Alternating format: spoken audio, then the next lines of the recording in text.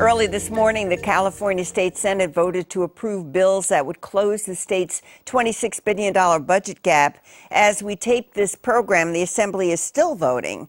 The state has a long way to go to get back on sound fiscal ground, but local governments are also wondering how they'll shoulder the burden of the state's budget problems on their already crippled backs. Joining me to talk about the local impact of the state budget deal are Tony Perry, San Diego bureau chief of the Los Angeles Times, and Tom York, editor of the San Diego Business Journal. Tom, let me start with you. What kind of impact will this state budget deal have on San Diego?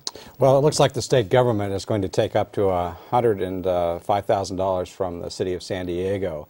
And this is after the city has spent the last couple of years severely cutting its budget to match the reduced revenues because of the down economy. So this is going to put a severe burden on the city, although there is some talk that the city could go out and borrow the money.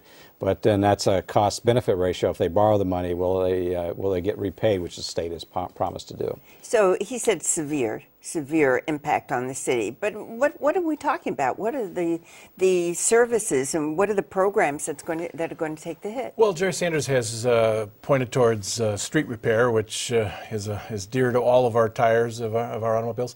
But he's also warned that we could have police and fire cutbacks. Remember, police and fire are the major part of the city budget. And you can't cut too much too far without going to public safety. Sanders and a whole bunch of other mayors and supervisors statewide are talking about litigating with the state legislature to stop what Ron Roberts, the supervisor here in San Diego, what he calls theft. He says what they're doing is stealing our money. $100 million is what Jerry Sanders predicts could come out from redevelopment agencies, property gas tax. But one councilman said that this would seriously impact San Diego quality of life. Was that an exaggeration, or will we actually feel it? I think we will feel it. I think we've cut all the frills, and now will we feel it so that we can no longer survive and we move to Idaho? I don't think so. But if your firefighter is slower getting to your house, if there isn't a cop on the beat, if we have to shut down some parks, we have to nick library hours even more, if we leave those potholes to grow and grow, we're going to feel this. Will it make it catastrophic? No. It won't. Still be San Diego with wonderful weather and a lot of amenities, but it won't be what it is now. So you're not planning to move to Idaho either? No, I'm not. No, but he's saying, it's not going to be catastrophic. Agree? Well, I think there's a lot of question marks. First of all, there's this unfunded liability issue with the city pension plans, and the city has been trying to make up, putting more money into the pension plans to make up for the fact that there's a shortfall there down the line.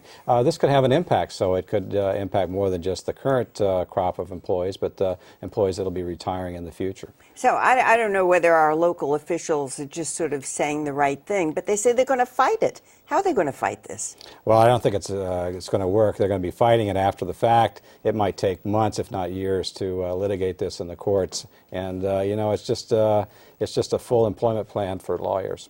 How can they fight this? How can we even brace for these cuts? Well, I think the theory is that is not Sacramento's money. That's local money that somehow got to Sacramento because of the sainted Prop 13.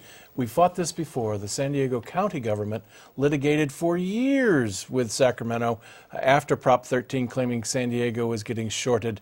I don't remember that being particularly successful. I don't see litigation. If there's anything worse than government by ballot measure, it's government by litigation. Feels like a Band-Aid, though. Tom York, it feels like a Band-Aid. Is it bound to get worse next year? It depends on where the economy goes. As I've described it in past columns, this whole budget is set up on a wing and a prayer, and the wing and a prayer is that the economy is going to get better next year. There's no certainty of that.